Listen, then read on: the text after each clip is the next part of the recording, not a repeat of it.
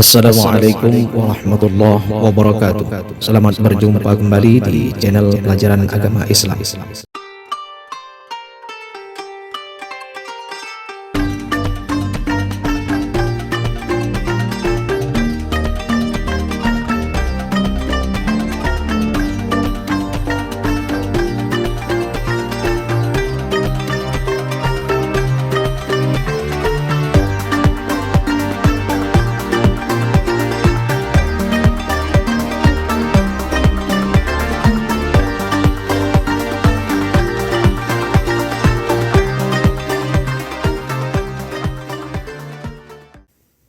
Pada video kali ini kita akan membahas tentang fikih kelas 7 dengan judul najis dan hadas.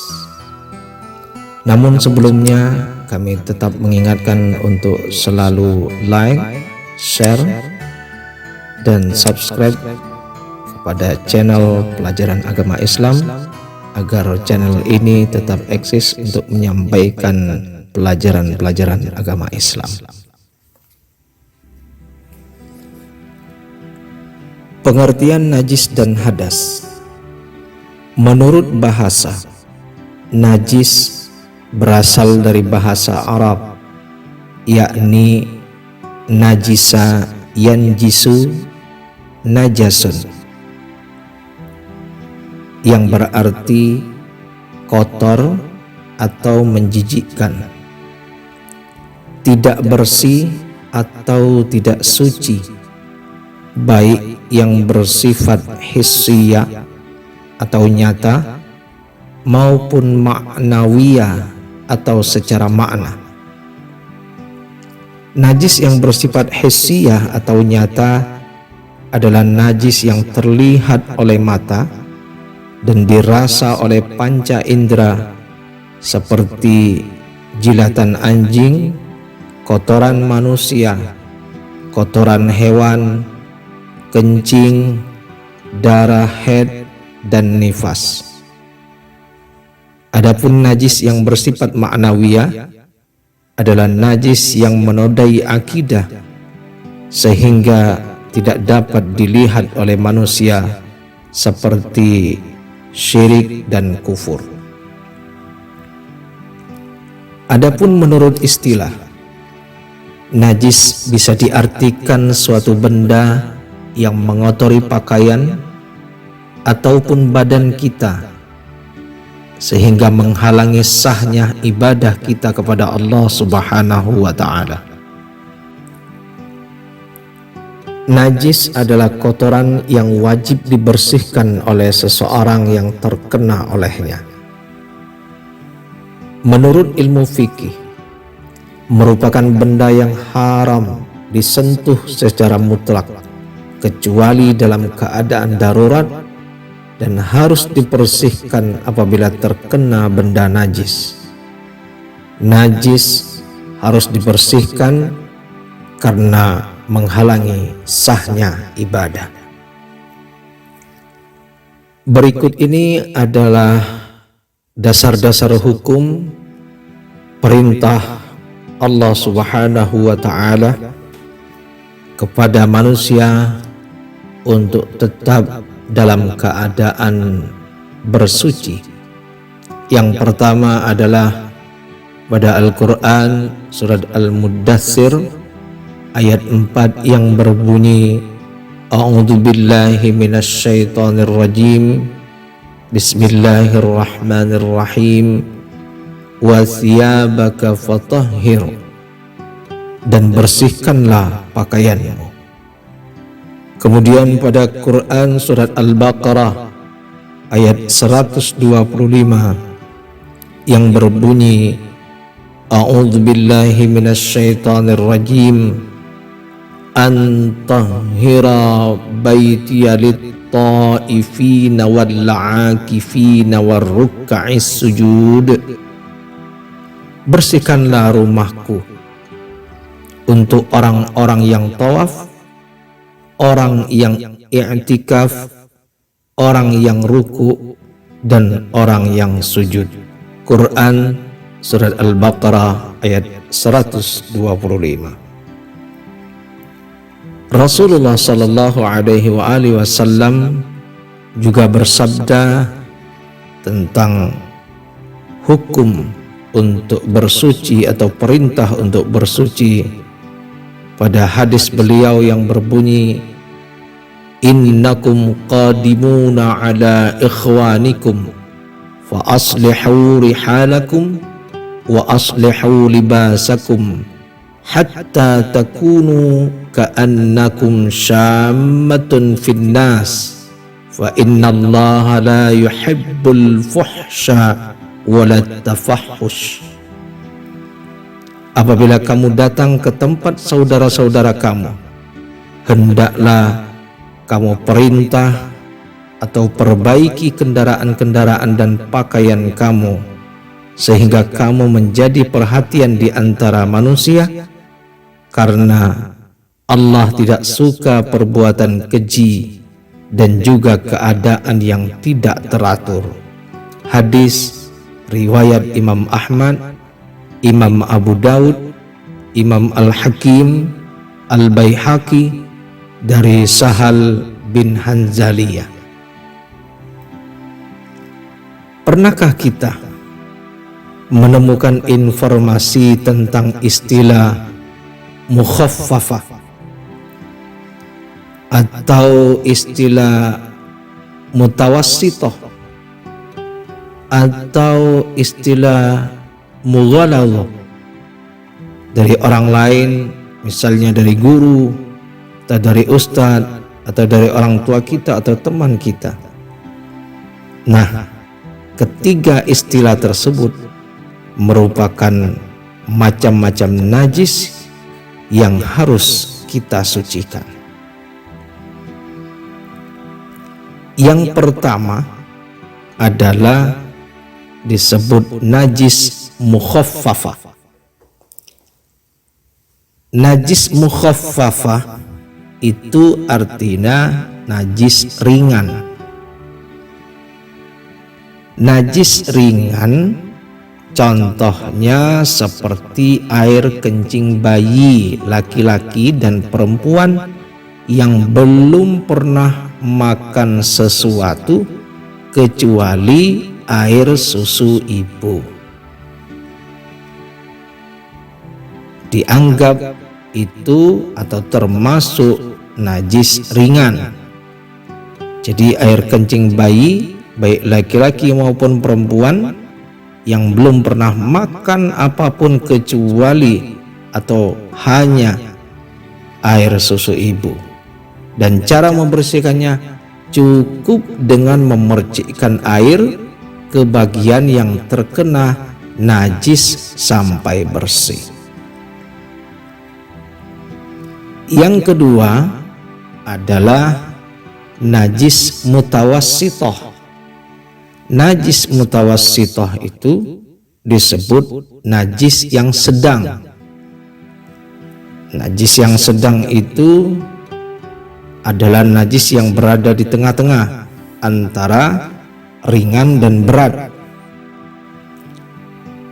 Najis yang keluar dari kubul dan dubur manusia kecuali air mani, ini disebut najis mutawassithah. Contohnya adalah kotoran yang keluar dari manusia baik dari kubul maupun dubur kecuali air mani, itu disebut atau termasuk dalam kategori najis mutawassithah. Najis mutawassithah ini dibagi dua. Yang pertama disebut najis ainiyah. Najis ainiyah adalah najis yang berwujud atau tampak, masih dapat dilihat dan dirasakan salah satu atau ketiga sifatnya, baik warna ada, rasa juga ada, dan baunya ada. Jadi dapat dirasakan salah satu atau ketiga sifat tersebut itu disebut najis ainiyah. Yang kedua adalah najis hukmiyah, adalah najis yang tidak tampak seperti bekas kencing yang sudah mengering. Berikut ini contoh-contoh najis mutawassithah. Yang pertama, madhi, yaitu air yang keluar dari kemaluan laki-laki dan perempuan dengan ciri-cirinya sebagai berikut. Yang pertama, berwarna kekuning-kuningan. Yang kedua, proses keluarnya disertai dengan rasa syahwat atau bersamaan dengan melemahnya rasa syahwat. Yang ketiga, tanpa ada rasa kenikmatan. Yang keempat, terjadi pada orang yang telah balik. Yang kelima, lebih sering terjadi pada perempuan. Yang keenam, terkadang keluar tanpa disadari. Jadi itu ciri-ciri yang dinamakan dengan madhi. Ini termasuk najis mutawassithah. Yang kedua ada lagi yang termasuk najis mutawassithah adalah air wadi. Air wadi yaitu air yang keluar dari kemaluan laki-laki maupun perempuan dengan ciri-ciri sebagai berikut. Yang pertama, berwarna campuran putih, keruh dan kental. Yang kedua, keluar setelah buang air kecil. Yang ketiga, dalam kecapean setelah mengangkat barang berat. Yang keempat, dialami oleh yang sudah ataupun yang belum balik. Ini beda antara madhi dengan wadi. Air wadi ini ataupun air madhi, cara mensucikannya adalah dibilas dengan air sehingga hilang semua sifat, baik itu baunya, warnanya maupun rupanya. Itu tadi adalah najis mutawassithah atau najis sedang. Yang ketiga adalah najis mughalladhah atau disebut najis yang berat. Najis mughalladhah adalah najis yang berat. Contohnya seperti anjing dan babi. Termasuk najis ini juga adalah air liur kedua binatang tersebut, sperma keduanya, anak-anak dari hasil persilangan dengan hewan lainnya, dan lain sebagainya yang ada hubungannya dengan anjing dan babi, termasuk barang-barang yang terkena oleh anjing dan babi. Nah, cara mensucikannya untuk najis mughalladhah, lebih dulu dihilangkan wujud benda najis itu. Artinya najis yang terkena oleh anjing dan babi itu dibersihkan sebersih-bersihnya, kemudian dicuci dengan air bersih sampai 7 kali, dan salah satu dari ketujuh itu harus bercampur dengan tanah atau debu. Itu cara membersihkan najis mughalladhah.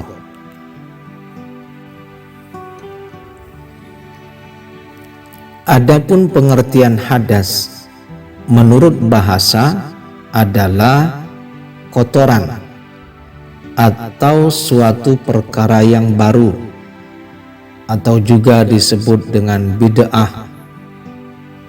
Hadas ini adalah istilah yang dipakai dalam ilmu fikih.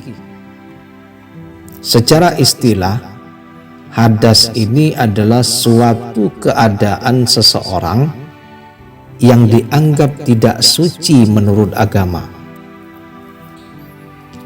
Orang yang sedang berhadas berarti orang tersebut dalam kondisi anggota badannya mengakibatkan sholatnya ataupun ibadahnya tidak sah jika dilakukan dan tidak diterima oleh Allah Subhanahu wa ta'ala.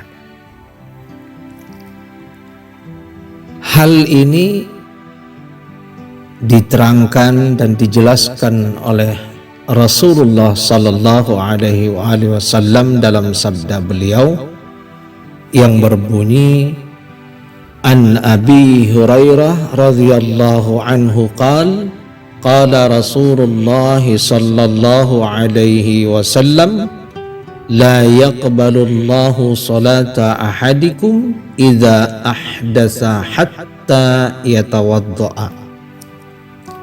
Dari Abu Hurairah radhiyallahu an berkata, Rasulullah sallallahu alaihi wasallam bersabda, Allah tidak akan menerima salat salah satu di antara kalian apabila ia dalam keadaan berhadas sehingga kalian berwudu. Hadis riwayat Imam Bukhari. Seseorang yang sedang berhadas apabila akan melaksanakan ibadah salat dan ibadah yang lainnya, dia wajib dan harus untuk melakukan bersuci terlebih dahulu. Hadas ini dikategorikan atau dibagi menjadi dua bagian. Ada yang disebut dengan hadas kecil dan ada juga yang disebut dengan hadas besar. Hadas kecil, hadas yang cara menyucikannya cukup dengan berwudu atau bertayamum saja. Hadas kecil ini contohnya seperti buang air, buang angin, menyentuh kemaluan, dan lain sebagainya. Adapun hadas besar adalah keadaan seseorang yang tidak suci karena sebab-sebab tertentu yang menyebabkan dia harus melakukan mandi besar atau mandi wajib atau juga disebut dengan mandi janabat. Apabila berhalangan untuk mandi menggunakan air, maka mandi janabat atau mandi jinabat ini bisa diganti dengan bertayamum. Adapun contoh dari hadas besar yang menyebabkan mandi jinabat atau mandi wajib, mandi besar, contohnya adalah keluar sperma, kemudian berhubungan badan antara laki-laki dan perempuan, kemudian keluarnya haid atau keluar nifas. Demikian pembahasan tentang najis dan hadas. Adapun tata cara untuk membersihkan najis dan hadas akan kita lanjutkan pada video berikutnya. Terima kasih, semoga bermanfaat. Wassalamualaikum warahmatullahi wabarakatuh.